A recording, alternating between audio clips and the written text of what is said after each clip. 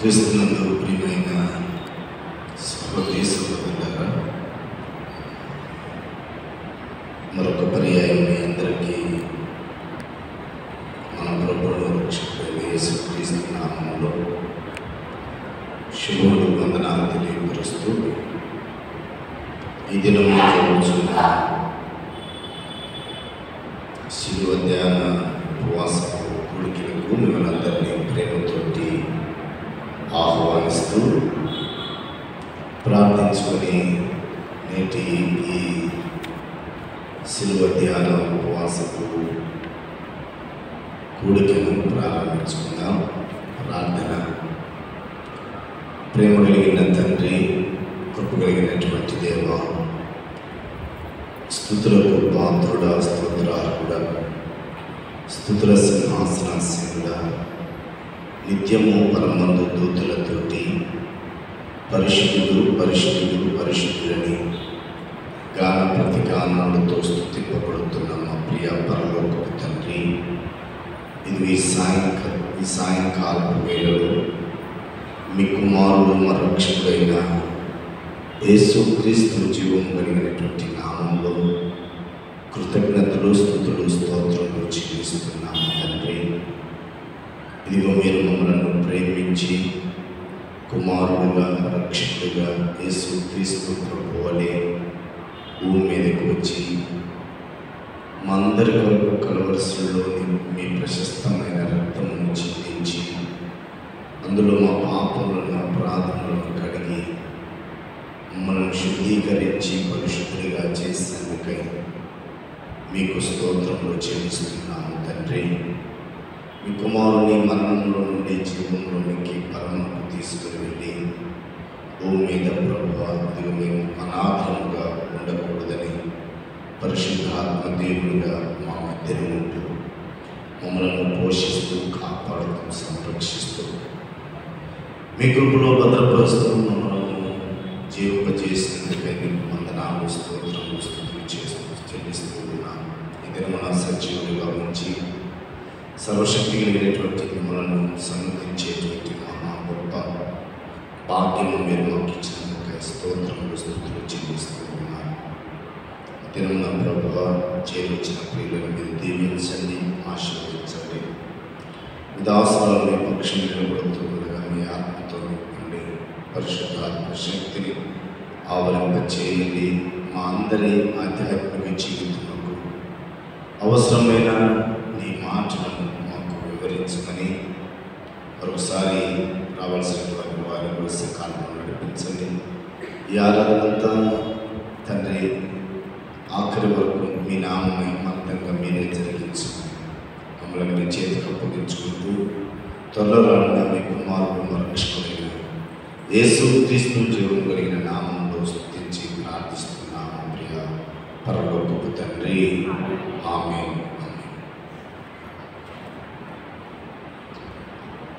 దేవుని పరిశుద్ధ నామానికి స్తుతి ఘనత మరియు మా ప్రభావములు కలుగుగాక. ఆంధ్ర క్రైస్తవ కీర్తన పుస్తకంలో నుండి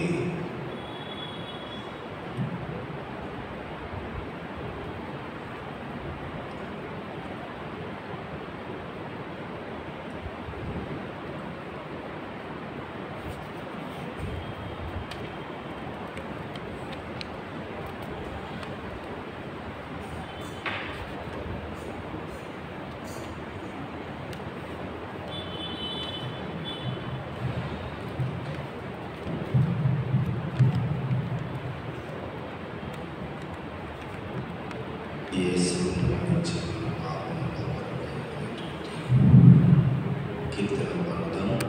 ఆంధ్ర క్రైస్తవ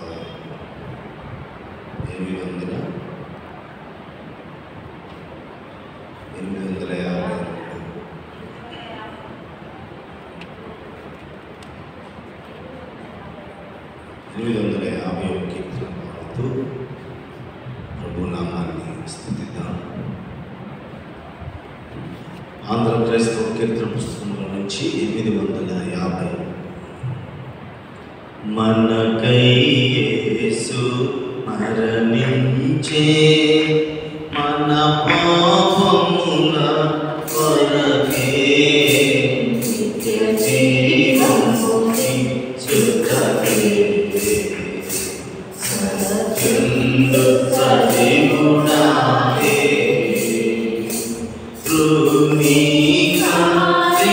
భూమికాంపబడే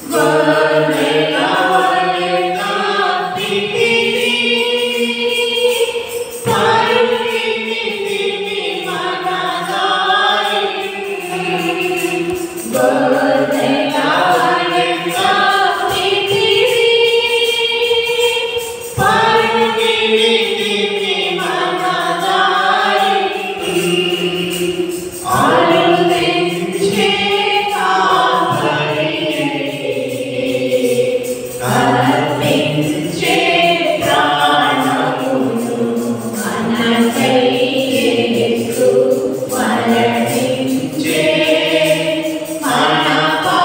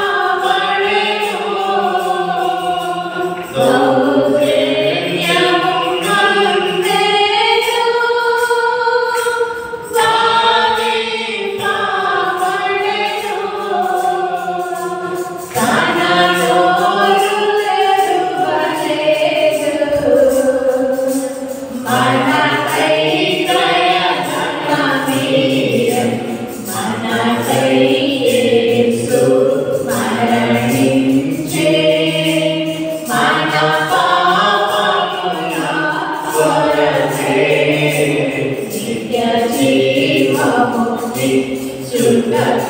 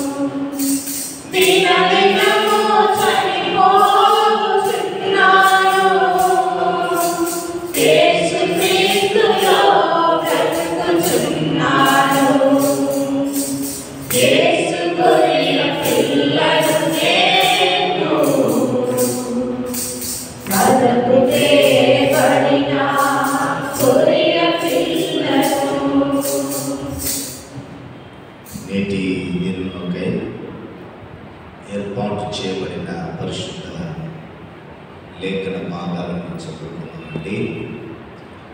మార్క్స్ వార్త 14వ అధ్యాయం. మార్క్స్ వార్త 14వ అధ్యాయము 55వ వచనం నుండి 60వ వచనం వరకు సోదరుడు బాను వచ్చే అనేక భాగాలను చదవాల్సిందిగా ఆహ్వానిస్తున్నాను. మార్క్స్ వార్త 14వ అధ్యాయం 55వ వచనం నుండి 60వ వచనం.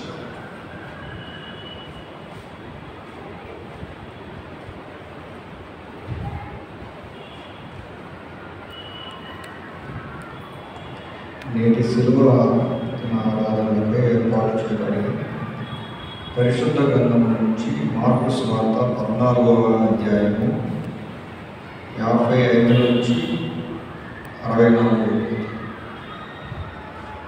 ప్రధాన యాజకులను మహావారందరూ యేసును చంపవలనని ఆయన మీద సాక్ష్యం వెతికిరి కానీ ఏమీ వారికి దొరకలేదు.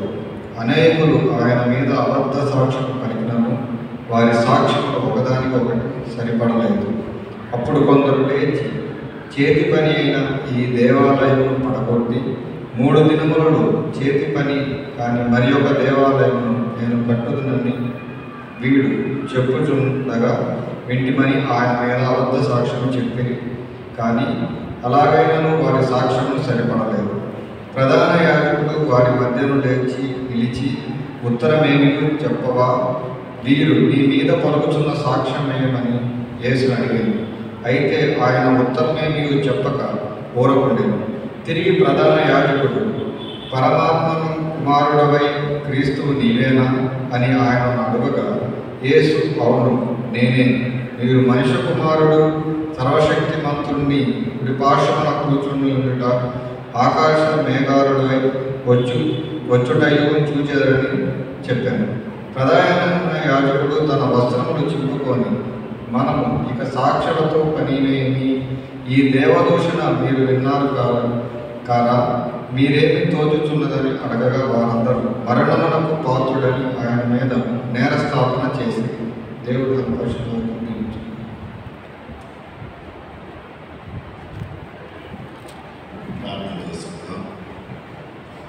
మోకరిగా దేవుని యొక్క సన్నిధానంలో ప్రార్థించుకుందాం. అనుదినము ఏ రీతిగా అయితే ప్రభు యొక్క సన్నిధానంలో మనం ప్రార్థించుకుంటున్నామో ఆ రీతిగానే ఈ దినము కూడా దేవుని పరిశుద్ధ మందిర ఆవరణంలో చేరినటువంటి మనము ఆయన ఎదుట మనలను ఆయన ముఖ కాంతిలోనికి మనలను చూసుకొని మనలో ఉన్నటువంటి అపవిత్రతను అవిధేయతను తీసివేసుకుని ఆయన్ని ఆత్మతో సత్యముతో ఆరాధించే బిడ్డలముగా ఉండాలని ప్రభు యొక్క సహాయాన్ని కోరుతున్నాను. ప్రభువా, పాపినైన నన్ను క్షమించు. ఈ 40 దినాలు మాత్రమే కాదు ప్రభువా, మీతో మా సహవాసం, మా జీవిత కాలం అంతా మీతో మా సహవాసం ఉండుటకు మీ శక్తిని, పరిశుద్ధాత్మ నడిపింపును మాకు అనుగ్రహించమని దేవుని యొక్క సన్నిధానంలో ప్రార్థించుకుందాం. ప్రభు కృపను పొందుకుందాం, ప్రభు దీవెనను పొందుదాం. అందరం ఎవరికి వారికి ప్రార్థన చేసుకుందాం.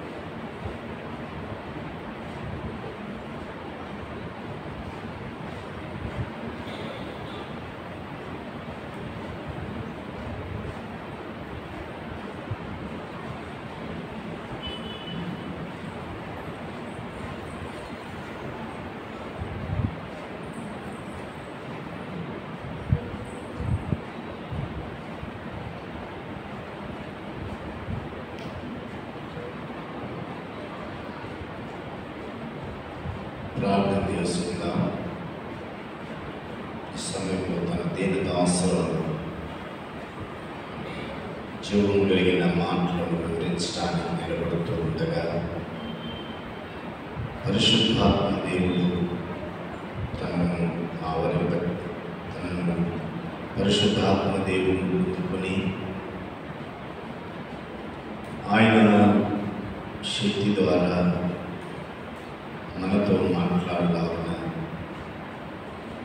అట్టి కృపాదేవాది దేవుడు అనుగ్రహించడానికి ప్రార్థన చేద్దాం. కేజీఆర్ గారి నుంచి వాక్యం నిమిత్తమై ప్రార్థిస్తాం.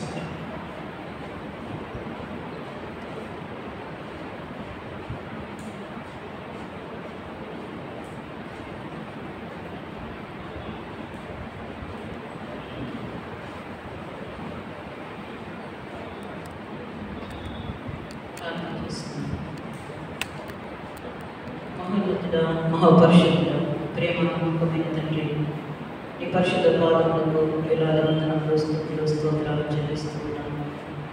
ఈ సాయంకాల సమయంలో ఆయన శిలువ ధ్యాన ఆరాధన కార్యక్రమంలో మనందరినీ సమకూర్చిన విధానంపై వందనాలు స్తుతులు స్తోత్రాలు చెల్లిస్తున్నాను.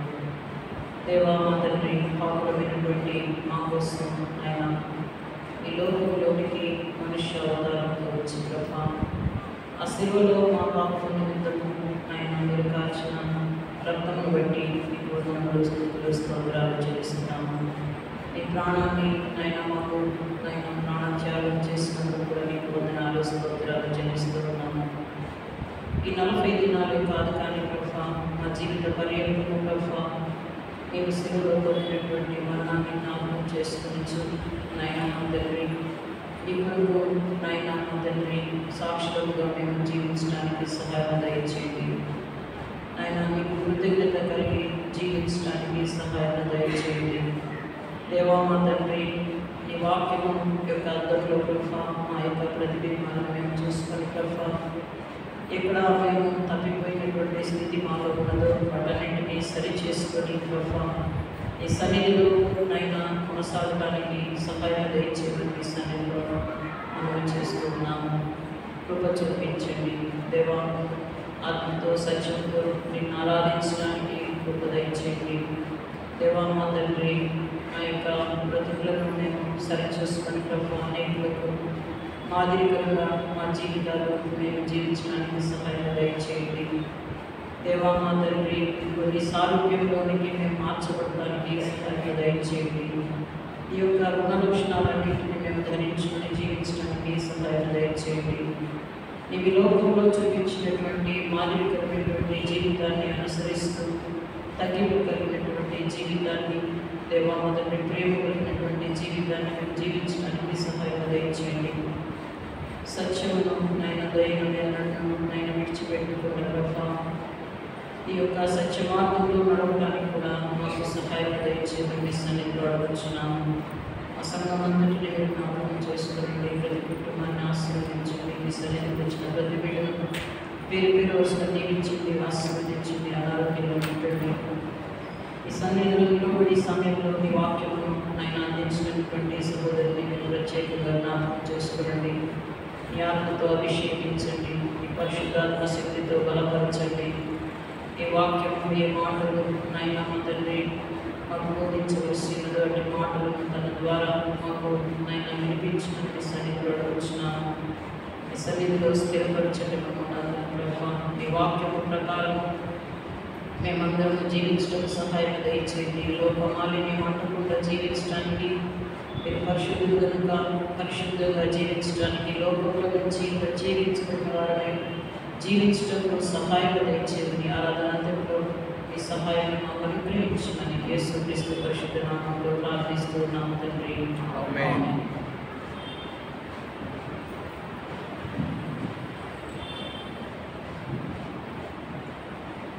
క్రీస్తునందు ప్రియమైన వారందరూ ఈ సమయంలో దైవవర్తమానాన్ని అందించడానికి ప్రియ సహోదరులు పెద్దలు మామిడి శాంతిశ్రీ గారు వచ్చి దైవవర్తమానాన్ని అందించాల్సిందిగా ప్రేమతోటి ఆహ్వానిస్తున్నాను.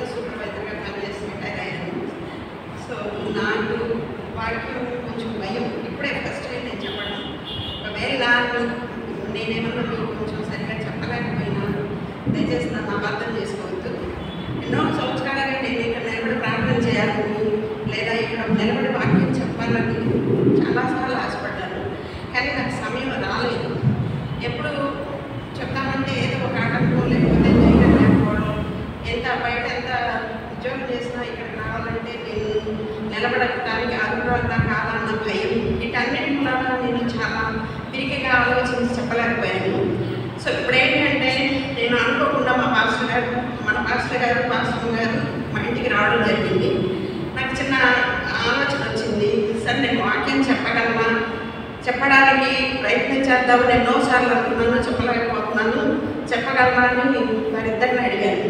అడిగితే అప్పుడు వెంటనే మాస్టర్ గారు అన్నారు, లేదమ్మా ఎందుకు చెప్పలేదు, మీరు ధైర్యం చేసి చెప్పండి, ఏం కాదు, మీకు మేమున్నాము అని చెప్పేసి మాస్టర్ గారు మాస్టర్ గారు నాకు చాలా ధైర్యాన్ని ఇచ్చారు.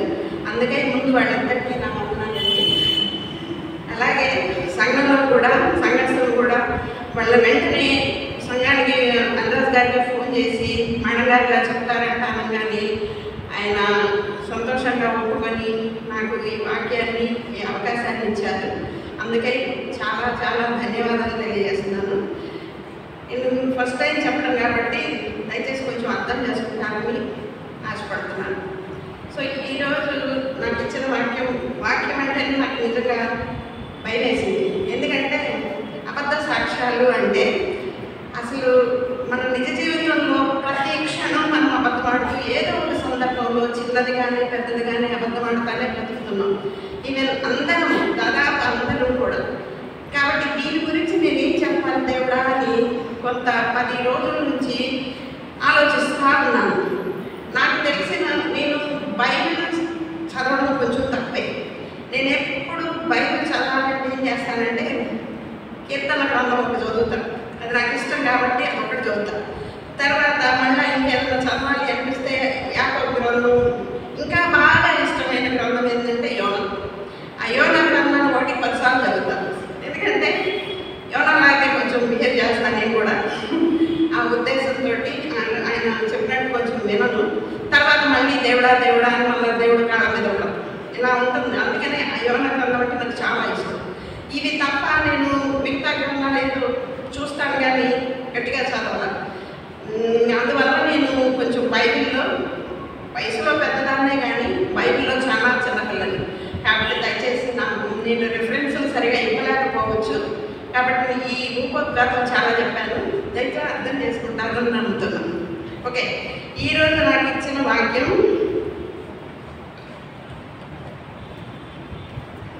మార్కు సువార్త 14వ అధ్యాయం. ఒకసారి చదువుతారమ్మా.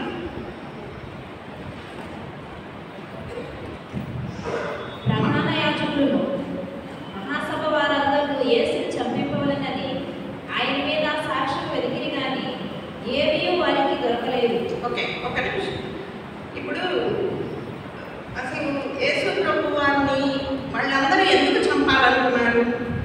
ముందు ముఖ్యంగా అది మనం తెలుసుకోవాలి. యేసు ప్రభు వారిని ఎందుకు చంపాలనుకున్నారు అన్నది ఇంకొక ఎగ్జాంపుల్ చెప్తాను. యేసు ప్రభుని చంపాలి అని అందరూ అనుకుంటున్నారంటే నేనేమనుకున్నానంటే దేవుడు ఏ మంచి కార్యాలు చేస్తున్నాడు కదా అందుకని చంపాలనుకున్నారేమో, లేకపోతే దేవుడి లేఖనాలు ఉన్నాయి కదా దాని ప్రకారం చంపాలనుకున్నారేమో. కాబట్టి క్రిస్మస్ వస్తే చింతలేదిగా యేసు పుట్టిననే పాట, ఈస్టర్ వస్తేనేమో ఎంతో చింతాలనే పాట. ఈ తప్ప నాకు లోతుగా మాత్రం తెలియదు. మీలో చాలామందికి తెలిసి ఉండొచ్చు, కాకపోతే నేను స్టడీ చేసిన దాన్ని బట్టి వాళ్ళు అసలు ఎందుకు చంపాలి అనుకున్నారు అన్నదానికి నేను కొంత వివరణ ఇస్తాను మీకు. అదేంటంటే వాళ్ళు ఏం చెప్పారంటే ఇప్పుడు దేవుణ్ణి వాళ్ళు చంపాలి అని ఎందుకు నిర్ణయించుకున్నారు అంటే వాళ్ళకి దేవుడు అంటే ముందు అసూయ, ద్వేషం. ఎందుకంటే ఆయన దేవుడు కానే కాదు, ఆయన ఒక యాజకుడు, ఆయన ఒక ప్రవక్త. అందుద్వారా ఇవన్నీ కార్యాలు చేస్తున్నాడు తప్ప ఆయన దైవ కుమారుడు మాత్రం కానే కాదు. ఎందుకు కాదు అనుకున్నారంటే ఇప్పుడు మనము ఏమనుకుంటున్నామంటే ఎందుకు అబద్ధ సాక్ష్యాలు చెప్పాల్సి వచ్చిందంటే ఇప్పుడు వాళ్ళందరూ మన యూతులందరూ ఏం చేశారంటే రోమియోల పాలనలో నలిగిపోతుంటే వాళ్ళు ఏం ఊహించారు, మా కోసం ఒక మెస్సియా వస్తాడు, ఆయన మమ్మల్ని కాపాడతాడు, ఈ లోక సంబంధంగా ఒక సింహాసనం ఉంటుంది, ఆ సింహాసనం మీద ఆయన కూర్చుంటాడు, ఆ తర్వాత అక్కడ మేము ఆయన దగ్గరికి వెళ్ళి మేము ప్రతిదీ ఆయన అడుగుతాం, దేవా మాకు సమస్య ఉంది, ఈ సమస్యను తీర్చండి ప్రభు అని మనం ఆయన అడుగుతాం.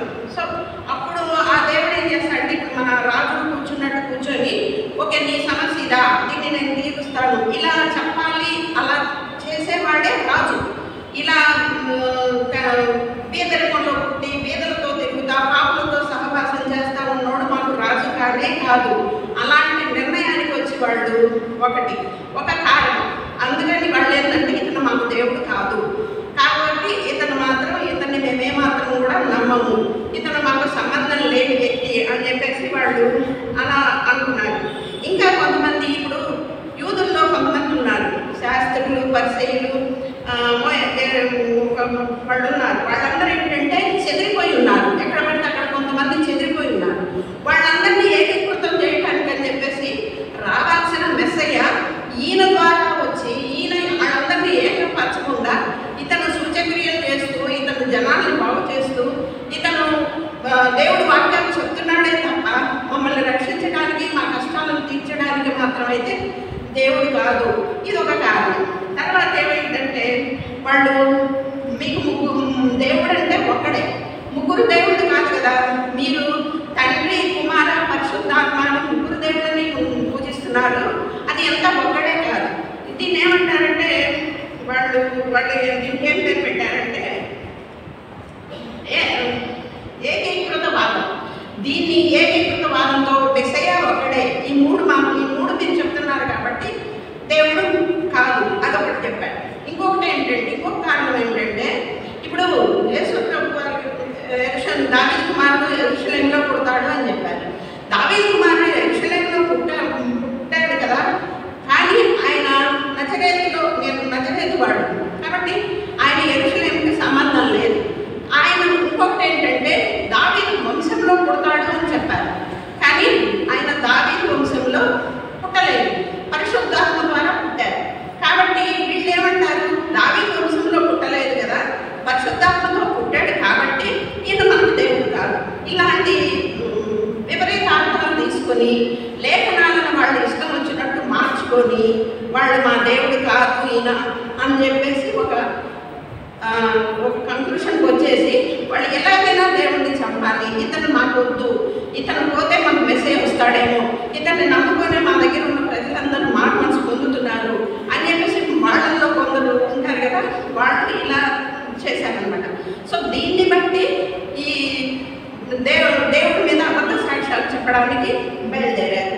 సో వీళ్ళు ఏం చేశారు, ఇప్పుడు అబద్ధ సాక్ష్యాలు చెప్పడానికి వచ్చినప్పుడు వాళ్ళే ఇప్పుడు మోషే ధర్మశాస్త్రం ప్రకారం ఒక సభను ఏర్పాటు చేసినప్పుడు ఆ సభలో 35 ఉంటే అది మిగిలిపోతుంది.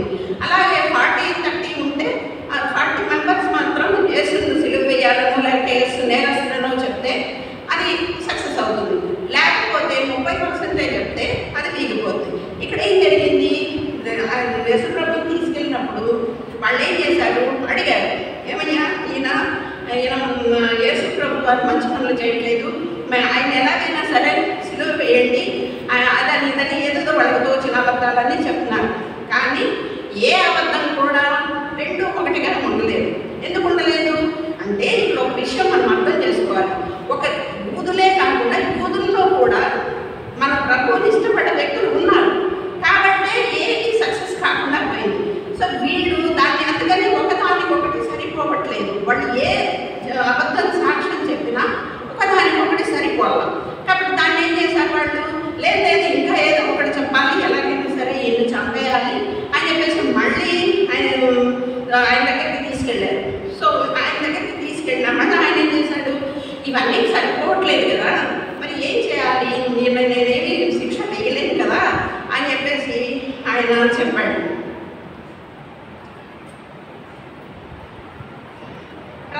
ప్రధాన యాజకుడు అప్పుడు ఏం చెప్పాడు, నేను ఇన్ని చెప్తున్నారు కదా, వీళ్ళు అబద్ధాలు చెప్తున్నారు కదా, మరి ఎందుకు నువ్వేం మాట్లాడవేంటి అని ఆయన అడుగుతున్నారు. అప్పుడు ఆయన ఏం చెప్తాడు, ఇప్పుడు మనము ఏ లోకపరంగా అయితే మన మీద ఎవరైనా అబద్ధ సాక్ష్యం చెప్తే ఏం చేస్తాం, లేదు నేను ఆ తప్పు చేయలేదు, నన్ను అనవసరంగా ఇక్కడ పట్టుకొచ్చారు కాబట్టి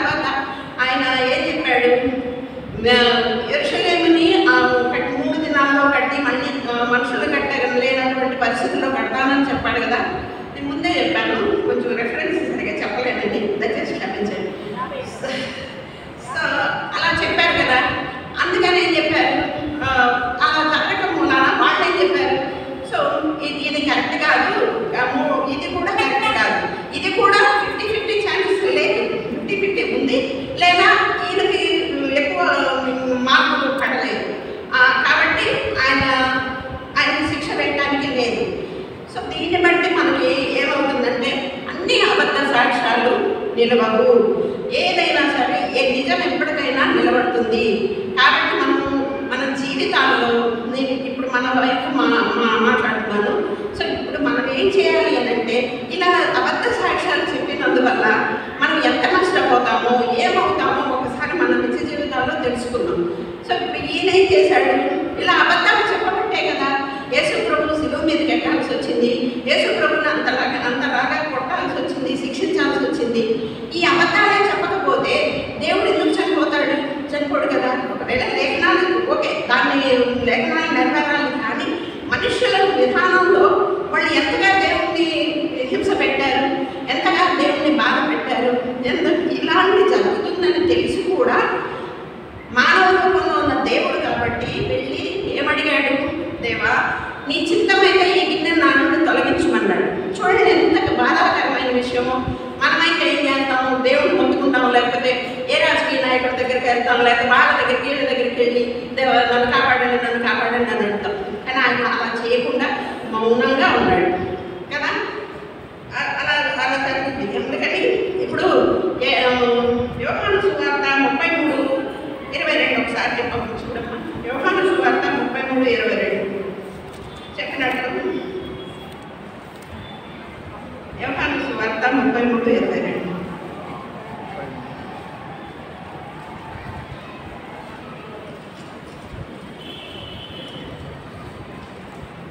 ప్లీజ్.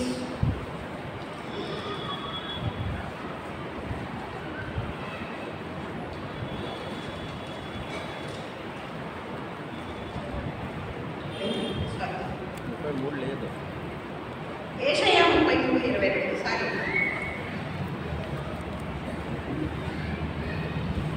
ఏషయా 33:22లో చెప్పినట్టు యెహోవా మనకు న్యాయాధిపతి, యెహోవా మనకు న్యాయాధిపతి, యెహోవా మన శాసనకర్త. అవును.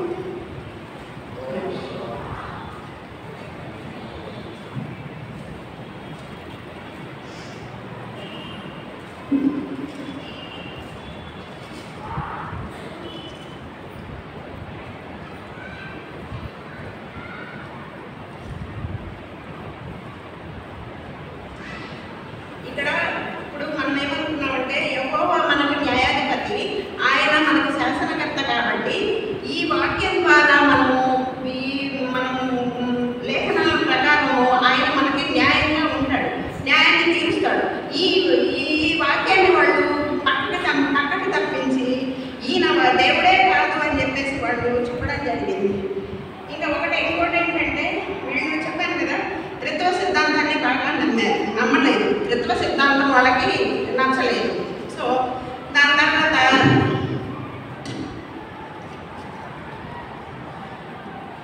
ఎలాగైనా ఈ భూమి మీద ఉన్న యూదులు, అసలు యూదులు అంటే దేవుడు కూడా యూదుడే కదా, మనందరం యూదులేమే కదా, అయినా సరే యూదులు ఆయన నమ్మలేదు. ఆయన చంపేయాలి, ఎలాగైనా ఆయన్ని సిలువ వేయాలి, లేకపోతే చంపేయాలి, ఈ భూమి మీద ఉండకుండా చేయాలి అని బాగా ఆలోచించారు. అప్పుడు ఒక లేఖనం ఉందండి, ఇప్పుడు చదవమ్మా. యోహాను సువార్త 1:11లో చెప్పినట్టు తన స్వజనమే ఆయన్ని అంగీకరించారని చెప్పారు కదా. మనందరం కలిసి ఆయన్ని సిలువ వేయించాం. తన స్వజనమే ఆయన్ని నమ్మరు కాబట్టి ఆయన్ని అలా చేయాల్సి వచ్చింది. ఇలా అబద్ధ సాక్ష్యాలు చెబుతూ ఎంతమంది ఎంత రకాలుగా బాధపడుతున్నారో చూడండి. ఒకటి, ఇప్పుడు అబద్ధానికి తండ్రి ఎవరండి? సాతానుడు. అబద్ధానికి తండ్రి సాతానుడైనప్పుడు ఇప్పుడు మనము నేను మళ్ళీ కొంచెం చరిత్ర ముందుకెళ్తున్నాను. ఇప్పుడు ఆదికాండంలో దాదాపు అందరూ ఆదాము అనే పేరు పెట్టుకుంటారు, కానీ అబ్బా అనే పేరు ఎవరు పెట్టుకోరు. ఎందుకు? మన జీవితాన్ని నాశనం చేసింది. మనం ఇప్పుడు రోజు వ్యాధి బాధలను చూస్తూ, మరణాలను చూస్తూ బాధపడుతున్నామంటే నిన్న పాస్టర్ గారు చెప్పినట్టు ఫస్ట్ అబద్ధం అబ్బాయి. కాబట్టి మన తల్లి ఆడవాడు ఆ రకంగా అబద్ధం ఆడి తన జీవితాన్ని పాడు చేసుకుంది కాక ఒక పక్క ఆదాం గారి జీవితాన్ని కూడా నాశనం చేసింది. ఇలా అబద్ధాలు ఒకదానికొకటి అబద్ధాలు చెప్పుకుంటూ పోతే ఎంతమంది జీవితాలు నాశనం అవుతాయో ఒకసారి ఆలోచించండి. వీరు ఇప్పుడు దేవుణ్ణి చంపారు. దేవుడు ఈ అబద్ధ సాక్ష్యాల వల్లనే కదా మనం ప్రభువును కోల్పోయాం. అలాగే మన నిజ జీవితంలో కూడా ఎన్నో అబద్ధాలు, ఎన్నో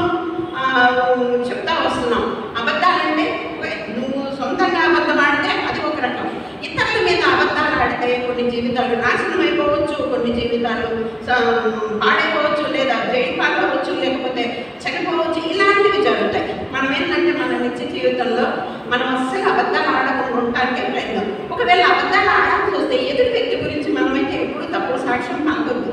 ఎందుకంటే మన వాళ్ళకి ఇప్పుడు నేనే ఉన్నాను, నా మీద ఎవరైనా ఒకవేళ తప్పుడు సాక్ష్యం వాటెవర్ ఇట్ ఈస్ ఏదైనా మాట్లాడండి. అప్పుడు వేరే వాళ్ళు వచ్చినప్పుడు నన్ను చూడగానే ఏమనుకుంటారు, ఓ తను ఇలా అంట కదా కదా, అది కరెక్టా కాదు, నువ్వు చూడలేం నేను చూడలేం, కానీ అబద్ధం చెప్పేస్తాం. ఆ అబద్ధం వల్ల మనం ఎంత నష్టపోతాం అన్నది నిజంగా మనం ఒకసారి ఆ బాధలో లేకపోతే అది మీకు కావచ్చు, నాకు కావచ్చు, ఇంకొకరికి కావచ్చు. కాబట్టి అబద్ధాన్ని మాత్రం అబద్ధ సాక్ష్యాలు మాత్రం పలకొద్దన్నది నా మొదటి విజ్ఞాపన. అది నాకు కూడా నేను కూడా అలా చేసి ఉండొచ్చు. ఒకవేళ ఇది ఫ్యూచర్లో చేస్తాననుకుంటే కానీ నేను కూడా మార్పు చెందాలన్న ఉద్దేశం మీద నేను ఈ వాక్యం చెప్తున్నాను. అలాగే ఈ అసలు ముఖ్యంగా ఏంటంటే మనం అబద్ధాలు ఆడడానికి ముఖ్య కారణము 1 అసూయ, 2 ద్వేషం, 3 అభద్రతాభావం, 4 భయం, 5 బలహీనత. వీటన్నిటి మూలాన మనం అబద్ధాలు ఎక్కువగా మాట్లాడతాం. 1 ఇప్పుడు అసూయ ఎందుకు ఉంది? యేసుప్రభు వారిని ఎందుకు ఇచ్చేశారు? వాళ్ళకి అసూయ ద్వేషం వల్లనే ఆయన్ని అబద్ధాలు ఆడి పంపించేశారు. అలాగే మన జీవితాల్లో కూడా ఇప్పుడు అబ్రహాం గారు కూడా అబద్ధం ఆడారు. శారా విషయంలో అబద్ధం ఆడారు. ఎందుకు ఆడారు? తనని ఎక్కడ చంపేస్తారన్న భయం, ఆ భయంతో ఆయన అబద్ధం ఆడారు. కయ్యను అబద్ధం ఆడాడు. రెండోసారి కయ్యను అబద్ధం ఆడాడు. తనేంటి, తన నిర్లక్ష్యం, తనకి ఏంటంటే తమ్ముడు అంటే అసూయ, అందువల్ల అతని మీద అబద్ధం ఆడాడు. సో ఇలా ఇప్పుడు నేను మన సరళగా చెప్పినట్టు పేతురు గారు కూడా అంతే. ఆయన ఎందుకు అబద్ధం ఆడాడు? భయం, చనిపోతాడు, నన్ను చంపేస్తారేమో, నేను చచ్చిపోతానేమో, ఈ భయం వల్ల కూడా ఆయన అబద్ధం ఆడారు. సో ఇవన్నీ మనకి అభద్రతాభావం ఉన్నా సరే, నేను ఎక్కడ దొరికిపోతానో, నేను ఎక్కడ శిక్షకు పాత్రలు అవుతానో, లేకపోతే పాత్రలు అవుతానో అని చెప్పేసి కూడా మనం అబద్ధాలు ఆడుతూ ఉంటాం. సో ఇవన్నిటి మూలాన మనం అబద్ధాలు ఆడకూడదు అన్నది నా ఆలోచన. ఇలా చేస్తే మనం దేవుని బిడ్డలు అనిపించుకోము. దేవుని ఇప్పుడు మనం ఒక్క నిమిషం మనం ఆలోచిద్దామండి. ఇప్పుడు దేవునిలోకి రాకముందు మనం ఎన్ని అబద్ధాలు ఆడినా ఏమీ అనిపించదు. దేవునిలోకి వచ్చిన తర్వాత, దేవునితో మనం సహవాసం మొదలుపెట్టిన తర్వాత ఒకసారి మీ అంతరంగాలను ప్రశ్నించుకోండి. నేను ప్రశ్నించుకుంటున్నాను. దేవునిలోకి మనం వచ్చాక మనం ఏం నేర్చుకుంటాం?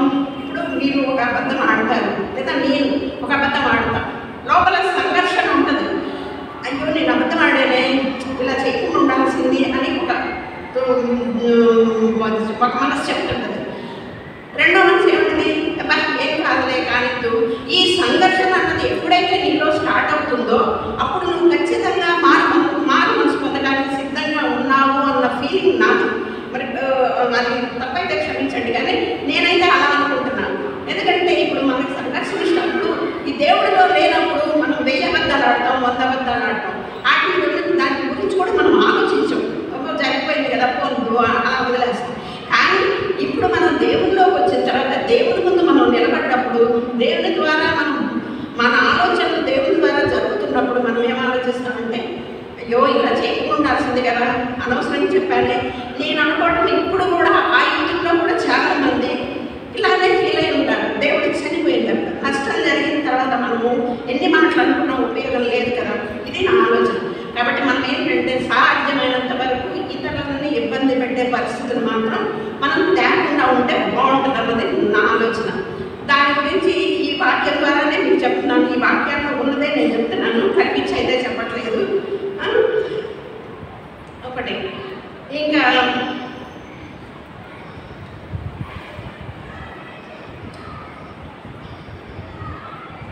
మనకి ఆజ్ఞల్లో కూడా అదే ఇచ్చాడు దేవుడు. ఏమని ఇచ్చాడు? నీ 9వ విజయోత్సాహంలో 5:20 ఇచ్చాడు. నీ పొరుగు వాని మీద అబద్ధ సాక్ష్యం పలకవద్దు. వాక్యాలు అన్నీ మనకి ఇవన్నీ బాగా తెలుసు, కానీ ఇక్కడికి వచ్చేసరికి మనం కొంచెం ఒక్క నిమిషమైనా ఆలోచిద్దాం. దేవుడు మనకు ఆజ్ఞలు ఎందుకు ఇచ్చాడన్నది ఒక్క నిమిషం మనం ఆలోచించుకుంటే సరే. మనం అంటే ఇప్పుడు నరహత్య అన్నది ఓకే, మనం చెయ్యము, కానీ మనసులో తలంచుకున్నా అది చేసినట్టే అని వాక్యం చెబుతుంది. సో ఇప్పుడు అదంతా ఇప్పుడు సందర్భం కాదు కాబట్టి నేను చెప్పేది ఒకటే, అబద్ధ సాక్ష్యాలు మాత్రం దయచేసి కలగొద్దు. ఈ పలికినందువల్ల దేవుడు ఆజ్ఞకి మనం లోపడిన వారం అవుతాం. కాబట్టి ఇది ఇట్లా చేస్తే బాగుండు. ఇప్పుడు కొంతమంది ఏంటంటే మా మనసు పొందాలి అనే ప్రయత్నంలో ఉన్నప్పుడు మనకేమన్నా ఇలా వచ్చి ఇలా వాక్యానుసారంగా మనకు తెలిసిందనుకోండి, అప్పుడు మనం ఏం ఆలోచిస్తాం, నిజమే కదా, నేను ఈ అబద్ధం చెప్పబట్టే కదా నాకు ఇలా జరిగింది, కాబట్టి దేవా నేనేం చేయాలని ఆలోచిస్తాం. అప్పుడు మనం ఒక నిమిషం మనం ఏమనుకుంటాం అంటే సర్లేదు ఈ అబద్ధం ఆడేస్తే ఎవరు చూడొచ్చారు అని అనుకుంటాం. కానీ రహస్యమందు చూపుచున్న నీ తండ్రికి నువ్వు సమాధానం చెప్పాలి కదా. రహస్యమందు దేవుడు మనల్ని గమనిస్తూ ఉంటాడు కదా. ఒకసారి అంట ఒక ఆయన ఏదో విషయం మీద బయటకు వెళ్ళాడంట. అక్కడ తప్పనిసరి పరిస్థితుల్లో ఏదో ఒక తప్పు చేయాల్సి వచ్చింది.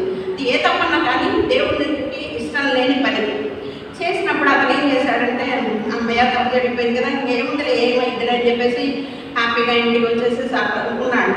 ఉన్న తర్వాత అతను పడుకున్నాడంట. పడుకున్న తర్వాత ఒకసారి ఆయనకి ఎందుకో ఎవరో ఏదో మాట్లాడుతున్నట్టు అనిపించిందంట. ఇదే సందర్భం ఇంకోటి కూడా చెప్తారు. ఇట్లా జరుగుతున్నసరికి ఏంటి నాకు ఇలా అనిపిస్తుంది అని లేచి కూర్చున్నాడంట. కూర్చున్న తర్వాత అతనికి తలుపు సన్నగా కొట్టే శబ్దం వినపడిందంట. ఏంటి నాకు తలుపు ఎవరో పడుతున్నారు, ఇటైనా ఎవరు పడుతున్నారు అని చెప్పి గుడ్డ బయటకు వచ్చాడు. అతను ఎవరి మీద అయితే తప్పు చేశాడో, ఎవరి దగ్గర అయితే తప్పు చేశాడో ఆ వ్యక్తి వచ్చి నిల్చొని ఉన్నాడు. ఏంటి ఈ టైంలో నా దగ్గరికి వచ్చావు, నువ్వు ఎందుకు వచ్చావు, నువ్వు వెళ్ళిపో, అసలు నువ్వు నీతో నేను మాట్లాడాల్సిన అవసరం లేదు అని చెప్తే అతను లేదే ఒకసారి చివరిసారిగా నిన్ను చూసి వెళ్దామని వచ్చాను, అందుకనే నేను వెళ్తున్నానులే అన్నా అని వెళ్ళాడు. అతను ఆ తప్పు ఇట్లానే అబద్ధ సాక్షి అని చెప్పి అతన్ని దోషిగా నిలబెట్టాడు. సో అని పడుతున్నాను నేను. రేపు తెల్లారి మార్నింగ్ లేకుండానే పేపర్లో పెద్ద అక్షరాలతో ఉందండి, ఫలానా అతను సూసైడ్ చేసుకొని చనిపోయాడు. ఎన్నింటికి చనిపోయాడు? 8:30కి చనిపోయాడు. అతను వచ్చింది ఎన్నింటికి ఇతని దగ్గరికి? 12 గంటలకి. ఇతని ద్వారానే కదా నేను చనిపోయింది అని చెప్పేసి అతను వచ్చి అతనికి ఒకసారి కనపడి అతను ఇప్పటికైనా తన తప్పును తెలుసుకుని ఏమైనా పశ్చాత్తాప పడతాడా అని కనపడేద్దామని వస్తే అతను ఏళ్ళేళ్ళు నేను చూడటానికి ఇష్టపడతలేదు. అప్పుడు ఏడ్చాడంట అతను, నా వల్లే కదా పాపం ఇతను చనిపోయింది, నేను ఎంత తప్పు చేశాను దేవుడా, ఇంకెప్పుడు ఇలాంటి అబద్ధాలు ఆడకూడదు, ఇలాంటి తప్పులు చేయకూడదు అని చెప్పేసి అతను తన జీవితంలో ఇంకెప్పుడు తప్పులు మాట్లాడకూడదు, తప్పులు చేయకుండా దేవుని సన్నిధిలో మోకాళ్ళని ప్రార్థన చేసి తన తప్పును తెలుసుకోవడానికి ఏం చేయాలో అర్థం కాక ఏడుస్తూ ప్రార్థన చేశాడు. అప్పుడు ఆ దేవుడు చెప్పాడు, అంటే దేవుడు చెప్పలేదు, నాకు తలంపు వచ్చింది తన కుటుంబాన్ని ఆదుకోమని. సో ఇలా ఒక కుటుంబానికి కూడా మనం నష్టం జరిగిస్తాం. ఎందుకు? అబద్ధ సాక్ష్యం వల్ల. సో మారాలి అని మన మనసులో అనిపిస్తే ఇంకొక పని కూడా జరుగుతుంది. అది కూడా ఒక చిన్న ఉపమానం చెప్తాను. ఒకరోజు ఇట్లానే ఒక చర్చి ఉందంట. ఆ చర్చిలో పాస్టర్ గారు వాక్యం చెప్పారంట. సండే నైట్ వాక్యం చెప్పారంట. అందరూ దాంట్లో వెళ్ళిపోయారంట, పడుకున్నారంట. ఇక అందరు నిద్రలో పోతుందంట. ఆ చర్చి కాంపౌండ్లో ఇలానే ఒక హౌస్ పాస్టర్ గారికి ఉందంట. సో పాస్టర్ గారు బాగా గాఢ నిద్రలో ఉన్నప్పుడు ఒక ఆయన చెవు దగ్గర వచ్చి లేచి వాక్యం చెప్పు అని చెప్తున్నాడు.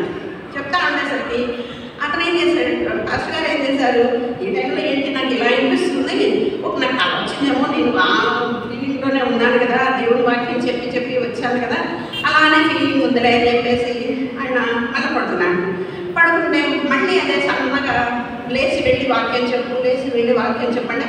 సరే ఈ సమయంలో ఎవరుంటారు, నేను ఎవరికి చెప్పాలి వాక్యం, ఏం చేయాలి అని ఆయన మదనపడ్డాడు. మదనపడి పక్కన పాశ్రం గారిని పిలిచాడంట. పాశ్రం గారిని ఇలా నాకు ఎవరు వాక్యం చెప్పాలని అంటున్నారు అంటే, సార్ మీరు మార్నింగ్ నుంచి బైబిల్ చదువుతూ మీరు చాలా తలమునకలై ఉన్నారు కదా, అందువల్ల మీకు అలా ఫీలింగ్ వస్తుందని పడుకోండి, ఏం కాదులే అన్నాడు. అనేసరికి సర్లే అని చెప్పేసి మళ్ళీ ఫాస్ట్ పడుకుంటే మళ్ళీ చెప్తుందంట. అప్పటికి 12:30 అయిందంట. ఈ విషయం 12 గంటల నుంచి శోధిస్తుందంట. శోధన కాదు, దేవుడికి చెప్తా ఉందంట. సో ఇప్పుడు పాస్టర్ గారు ఏం చేస్తే సర్లే కానీ ఎందుకో రమ్మంటున్నాడు కదా అని బయటకు వెళ్తాము, బైబిల్ తీసుకొని బయటకు వద్దాం అనుకున్నాడు. ఇప్పుడు 12:30 టైంలో దొంగల భయం కన్నా కొంచెం దెయ్యాలంటే భయం. నేను అనుకుంటున్నాను, నాకైతే దెయ్యాలంటే భయం. 12:30కి ఆ టైంలో అంటున్నాడ. నాకు వచ్చిన మనోడు ఉన్నాడండి. వాడు అన్నాడు, మా అమ్మమ్మ దెయ్యాలు కనుక ఉంటే జీసస్ బైబిల్ పట్టుకుంటేనో లేకపోతే జీసస్ దండ మెడలో వేసుకుంటేనో మన స్లోలు ఎవ్వరూ రారమ్మమ్మ అని చెప్తా ఉన్నాడు. సో అలాగే నేను కూడా ఊహించుకున్నాను. అలాగే పాస్టర్ గారు కూడా అలాగే అనుకున్నారేమో. పాస్టర్ గారు ధైర్యం చేసి వచ్చి గుడి తాళాలు తీసి వచ్చారంట. గుడిలో బల్లలు కుర్చీలు తప్ప ఏం లేదు. ఏం చేయాలి? వాక్యం చెప్పాలి. ఏమని చెప్పాలో తెలియదు. సరేలే అని చెప్పేసి బైబిల్ ఓపెన్ చేశారంట. కరెక్ట్గా ఇర్మియా గ్రంథం వచ్చిందంట. ఇర్మియా గ్రంథం 8వ అధ్యాయం వచ్చింది. ఆ 8వ అధ్యాయంలో గురించి చెప్పడం స్టార్ట్ చేశారంట దేవుడు. ఈయన ఎవరు? పాస్టర్ గారు చెప్తే ఆ గ్రంథం గురించి చెప్తున్నారండి. ఆ గ్రంథంలో ఇక చాలా ఇట్లాంటి విషయాలే. మారు మనసు పొందాలి, మారు మనసు పొందకపోతే నీ భార్యను ఎవరో ఎత్తుకుపోతారు, లేకపోతే నీ పొలంలో ఎవరో ఏదో చేస్తారు, మీరు తప్పులు చేయొద్దు, మీ తప్పులు సరిదిద్దుకోండి. ఇలా అంతా ఇర్మియా గ్రంథం ఉందంట. ఉండేసరికి సరే పాస్టర్ గారు ఒక 1/2 అవర్ చెప్పారంట. అప్పటికి 1 గంట అయిపోయిందంట. ఇక పాస్టర్ గారు అనుకున్నారంట, చివరిసారి ప్రార్థన చేసుకున్నాం, మీరు ఏ తప్పు చేసినా మారు మనసు పొందండి, నాకు కప్పిపుచ్చుకోవద్దు, మీ కుటుంబాలు నాశనం అవుతాయి, మీ జీవితాలు నాశనం అవుతాయి, ఎప్పుడైనా సరే మారు మనసు అన్నది మనకి ముఖ్యమని చెప్పి ఆమె నన్ను ప్రార్థన చేశానంట. దేవా, నా వాక్యం విన్న ప్రతి ఒక్కరు మారు మనసు పొందేలా చేయకండి అని చెప్పేసి ఇంకా పాస్టర్ గారు ముగింపు ప్రార్థన చేసి ఆమె అన్నారంట. అంత వెళ్తుల్లో ఒక కుర్చీ దగ్గర నుంచి 2 చేతులు పైకి లేచింది అంట. మీరు ఊహించుకోండి ఎంత భయం అయితే, ఎంత పాస్టర్ గారు అయినా లేదా ఇంకెంత ఇదైనా కానీ భయం వేస్తారు కదా. 2 చేతులు పైకి లేసరికి పాస్టర్ గారికి భయం వేసిందంట. బాబు ఏమైంది, ఎవరు వచ్చారు, ఏంది అనుకొని అంతే నిల్చొని చూస్తున్నారంట. నేను దేవుడి సన్నిధిలో ఉన్నాను కదా, నాకేం భయం లేదన్నట్టు చూశానంట. చూద్దాం అంత మా పాస్టర్ ఊహించుకున్నానంట. సో అప్పుడు ఆ చేతుల్లో నుంచి 2 వ్యక్తులు లేచి నిల్చున్నారంట. ఇదేంటారు బాబు, ఎక్కడి నుంచి వచ్చారు మీరు, ఎవరు ఎందుకు వచ్చారు అని అడిగితే, వాళ్ళ ఇంటనే రోడ్డు ఉంటే రోడ్డు ఎక్కడో దొంగతనం చేసి మన కిటికీ తీసుంటే దాని నుంచి దూరి దీంట్లో తలదాచుకుందామని చర్చిలోకి వచ్చారంట. చర్చిలోకి వచ్చేసరికి వాళ్ళు ఇంకా కుర్చీల పక్కన ఉన్నారు. పాస్టర్ గారికి కనపడలేదు. పాస్టర్ గారు మాత్రం వాక్యం చెప్పేసి, ఇప్పుడు ఎవరికి వాక్యం చెప్పాడు ఆయన? 2 దొంగలకి. సో ఆ 2 దొంగలు తెచ్చుకున్న సొత్తంతా పాస్టర్ గారు టేబుల్ మీద పెట్టి, అయ్యా మమ్మల్ని క్షమించదండి, మేమైతే మీ వాక్యం విని ఇప్పటికిప్పుడే మాకు మోసుకున్నాం, మాకు సామాను వద్దు, ఈ డబ్బులొద్దు, ఈ నగలొద్దు, ఏమొద్దు, మమ్మల్ని తీసుకెళ్ళి మీ ఇష్టం వచ్చిన శిక్షకు పాత్రలను చేయండి అయ్యా. ఇక మీరే మాకు ఎంత వాక్యం చెప్పా కూడా మేము దొంగతనాలు ఇవన్నీ చేస్తే మేము మనుషులం కాదు, రేపు నా భార్య పిల్లలు వేరే అయిపోవచ్చు, నా పొలాలు ఎటువంటి తినొచ్చు, నా సామాను ఎవరో తీసుకెళ్ళొచ్చు, నేను కష్టపడుతుంది నా భార్య పిల్లల కోసమే కదా, ఇదంతా పోతే నేను ఏం చేయాలి? కాబట్టి అయ్యా మమ్మల్ని క్షమించు, నీ వాక్యం ద్వారా నా పళ్ళు తెప్పించావు మాని పాస్టర్ గారి కాళ్ళకి దండం పెట్టి ఆ సొమ్మంతా అక్కడ పెట్టేసి పాస్టర్ గారికి ఏం చేయాలో తెలియదు, ఆ తర్వాత ఏం జరుగుతుందో కూడా నాకు కూడా తెలియదు. ఇది నష్టం. కాబట్టి ఇలా ఉంటుంది. మారు మనసు అన్నది ఇన్స్టెంట్గా కూడా జరగవచ్చు. ఏదైనా వాక్యం ఉంటున్నప్పుడు ఎంతోమంది మారు మనసు పొందవచ్చు. ఇది ఒక మనకు సూచన. ఇది ఒక దైవజనుడు చెప్పాడు, కానీ అది అప్పటికప్పుడు మనకు అనిపించినా కానీ దానిలో మనం చూడండి ఎంత బాగుందో. కాబట్టి మనం ఏంటంటే మన జీవితాన్ని సరి చేసుకోవడానికి 1 నిమిషం చాలు, 1 క్షణం చాలు. కాబట్టి ఇప్పుడు నేను కూడా నిజంగా చెప్తున్నా కదా, మా ఒక సహోదరి మా ఇంటికి వచ్చింది. ఆవిడంది, అక్క నీ బైబిల్ ఎందుకు కొత్తగానే ఉంది, బైబిల్ బాగా చదివే వాళ్ళ బైబిల్ నలిగిపోతుందంట కదా, మరి మీరేం కొత్తగా చదవాలంటే నాకు కొంచెం టైం పట్టొచ్చేమో, నేనే కాడికి ఏదనుకున్నానంటే క్రిస్మస్ అంటేనేమో చింతలే వేసుకుంటాను, ఈస్టర్ అంటేనేమో ఎంతో చదివితే ఇలా జరిగిపోయింది. ఇంత వయసు వచ్చిన తర్వాత కూడా నేను సరిగా బైబిల్ ఎదగలేకపోయాను. ఇప్పుడు నాకు పాస్టర్ గారు ఎందుకు ఇచ్చారో ఈ వాక్యం చెప్పమని నాకు ఆయన వచ్చినప్పుడు నాకు ఎందుకు తెలంపు వచ్చిందో తెలియదు, కానీ 10-15 రోజుల నుంచి నేను బైబిల్ పొడుగుని పెడితే ఒట్టు పెట్టండి, ఎటు పోయినా బైబిల్, వంట చేస్తున్నా వాక్యం, ఎక్కడ చూసినా రాసుకోవడం. మా ఇంట్లో వాళ్ళకి తీసుకొచ్చింది నా మీద, ఇంత భక్తి ఏంటి. సో కాబట్టి ఈ వాక్యం ఇలా తీసుకోవడం ఎంత గొప్ప విషయం అంటే చాలా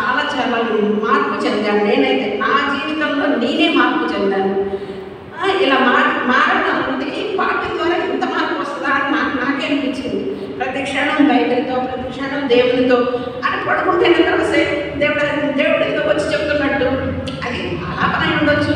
కానీ నాకైతే దర్శనాలు అలాంటి ఏం లేవులే, అంత గొప్పదాన్ని కాదు కాబట్టి రావు. కాబట్టి ఇలా జరిగింది. నాకు నిజంగా చెప్తున్నా, నేను ఇక్కడ నిలబడి చెప్పడానికి అర్హురాలని కాదు అన్న ఫీలింగ్ నాకు ఎప్పుడూ ఉంటుంది. ఎందుకంటే మన గతంలో మనం కరెక్ట్గా లేవు కాబట్టి, మన జీవితాన్ని మనం సరి చేసుకోలేదు కాబట్టి, దేవునిలో మనం ఎదగలేదు కాబట్టి ఇక్కడ వచ్చి నిలబడి చెప్పగలిగినంత ఆ ఆధిక్యత అయితే నాకు లేదని నన్ను నేను ఎప్పుడూ తగ్గించుకుంటాను. అందుకే నేను ఎన్ని సంవత్సరాలుగా ఆలోచిస్తున్నా కానీ చెప్పలేకపోయాను. ఇంకొక చిన్న ఉపమానం చెప్పేసి ఆపేస్తాను. రెండోది ఏంటంటే, ఒక ఆయన అంతా కొంతమంది నిద్రపోతుంటే నేను చూశానండి, కొంచెం లేస్తారని ఒక స్టోరీ చెప్తాను. ఒక ఆయన అంట అడవికి వెళ్ళాడంట వేటాడటానికి.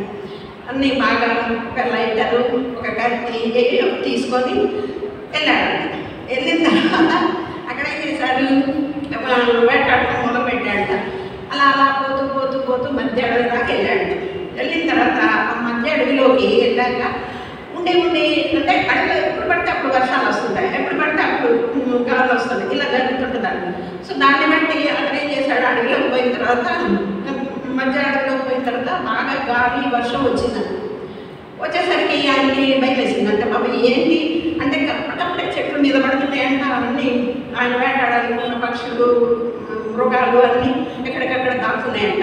ఇప్పుడు ఈయన పరిస్థితి ఏంటి, నాకు ఈ వర్షం ఏంటి, ఏ చెట్టు వచ్చి మీద పడిద్దో, ఏ చెట్టు వచ్చి నన్ను కవలేస్తుందో అని భయం వేసి అటు ఇటు చూశాడంట. అటు ఇటు చూస్తే ఒక చోట ఒక గుహ కనపడిందంట. ఒక గుహ కనపడితే దేవుడా అనుకోలేదు, ఆ గుహను చూసి ఇక వెళ్ళాడంట. వెళ్ళి ఆ గుహలో దాచుకుందామని వెళ్ళాడంట. వెళ్ళేసరికి ఒక బాగా లోపలికి వెళ్ళిపోయాడంట. వెళ్ళిపోయిన తర్వాత ఒక 1 hour అయిందంట. 1 hour అయిన తర్వాత బయట నుంచి చప్పుడు ఆగిపోయినాయంట. గాలి ఆ రోజులో చప్పుడు ఆగిపోయిందంట. జనాలు అంటే పక్షులు కొంచెం శబ్దాలు చేయడం అలా వినిపించిందంట. సో వర్షం తగ్గిపోయినట్టుంది, అమ్మయ్య నేను బతికి పట్టగట్టాను, నేను బయటకు వెళ్ళాలి ఇంకా అని చెప్పేసి, నేను ఇప్పుడు దాకా దీంట్లో ఉన్నాను కదా ఈ గుహలో, అసలు ఈ గుహలో ఏముందో చూద్దామా అని చెప్పేసి గుహ అంతా ఒకసారి తన దగ్గర లైటర్ ఉంది, తడవకుండా దాచిపెట్టుకున్నాడంట. ఆ లైటర్తో గుహ అంతా చూశాడంట. చూడగానే ఆ గుహ నిండా ఏమున్నాయి, సాలెపురుగులు, తేళ్ళు, పాములు, తర్వాత గబ్బిలాలు, దుర్వాసన అవన్నీ ఉన్నాయంట. అవన్నీ చూసేసరికి బాబు నేను ఇంతసేపు ఇక్కడ ఉన్నానా, ఇంత బొమ్మ నేను అర్జెంటుగా బయటికి వెళ్ళిపోవాలి, ఇక్కడ ఉండకూడదు అని చెప్పేసి గబ్బా బయటకు వచ్చేసాడు. బయటికి రాగానే ప్రశాంతమైన వాతావరణం, ప్రశాంతమైన పరిస్థితులు ఉన్నాయండి. నేను ఈ సందర్భం ఎందుకు చెప్పానంటే, నాకు లాస్ట్ మినిట్లో ఒక దైవజనుడు, నేను ఊరికే సరే చూశాను, ఒక దైవజనుడు ఈ వాక్యం చెప్పాడు. మన జీవితాల్లో కూడా చాలామంది మన ఇంటి పరిస్థితులు బాగలేవనో, మన సంఘ పరిస్థితులు బాగలేవనో, నేను ఇంకో సంఘానికి వెళ్తాను, లేదా ఇంకొక చోటుకి వెళ్ళి నేను బాగా బ్రతుకుతాను, ఈ నా సంసార జీవితంలో నాకు సుఖం లేదు, నేను ఎక్కడికో వెళ్తాను, ఎక్కడో బతుకుతాను అని చెప్పేసి గుహల్లోకి వెళ్తున్నాం. ఆ గుహలో ఏముంటుంది, తాత్కాలికంగా మీకు రక్షణ కలగొచ్చేమో కానీ, తాత్కాలికంగా మీకు శాంతి లభించొచ్చేమో కానీ, నీ బుద్ధి బయటకు వచ్చిన తర్వాత నీకేం కనపడుతుంది, తేళ్ళు, జరులు, పాములు, ఇవన్నీ దుర్వాసన కనపడతాయి. సో కాబట్టి మనం ఏంటి, మనం ఎక్కడున్నాం, మనం ఏం చేస్తున్నాం అన్నది ప్రతి క్షణం మనం గమనించుకుంటూ మన జీవితాన్ని సరి చేసుకోవాలన్న ఆలోచనతో ఉంటే నీ కుటుంబమే, నీ సంఘమే, నీ ఉన్న పాస్టర్ గారే, ఈ పాస్టర్ గారు సరిగా చెప్పట్లేదు, నేను వేరే సంఘానికి వెళ్తా, ఈ కుటుంబం సరిగా లేదు, ఈ భార్యను వదిలేస్తా, ఈ భర్తను వదిలేస్తా, ఈ పిల్లలు సరిగా మాట్లాడలేదు, వీళ్ళని శిక్షించాలి, ఇలా కాదు. నీ ఉన్న దానిలోనే ఏ మార్గంలో వెళ్తే నువ్వు మంచిగా ఉంటావు, ఏ మార్గంలో వెళ్తే నువ్వు ఆ సంఘం నుంచి రక్షింపబడతావు, లేదా కుటుంబాన్ని రక్షిస్తావు, ఆ రకంగా ఆలోచించాలే తప్ప ఎప్పుడు కూడా గుహల వైపు పరిస్థితులు మాత్రం మార్చుకోకుండా మన జీవితాన్ని, మన కుటుంబాలకి, మన సంఘానికి అంకితం చేస్తూ గడపాలని ఎప్పుడు కూడా ఒకరి పట్ల అబద్ధ సాక్ష్యాలు కలగొద్దన్న గొప్ప వాక్యం ద్వారా నాకు టైం అయిపోయింది కాబట్టి ముగిస్తున్నాను. థ్యాంక్ యూ అండి. Thank you.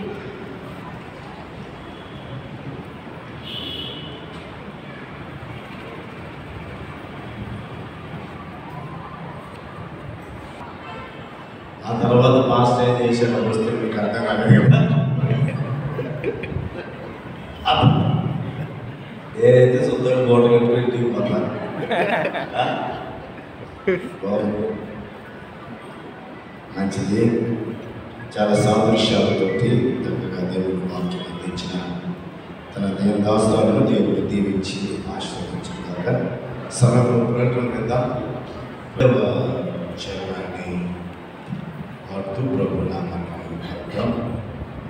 ఆంధ్ర క్రైస్తవ కీర్తన పుస్తకంలో నుండి సిలువే నా శరణాయనగా అనేటువంటి కీర్తన పల్లవి 2వ చరణాన్ని పాడుతూ పాడదాం. సిలువే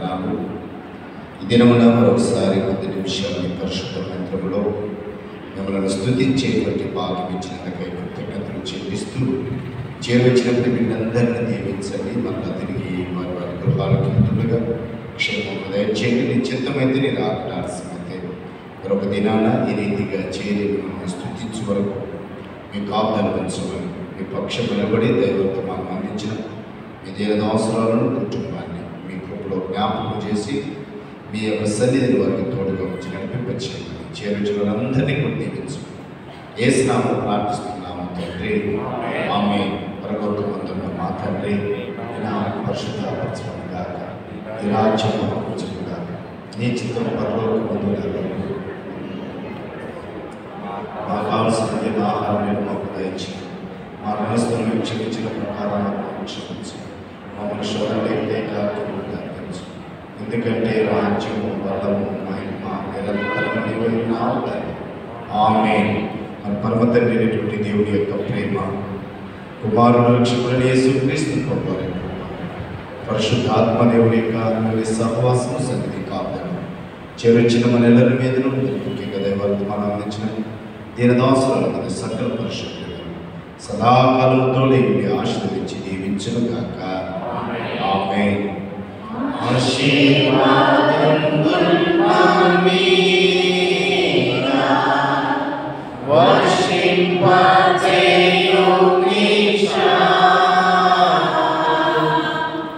ఆశతో నమ్మియున్నా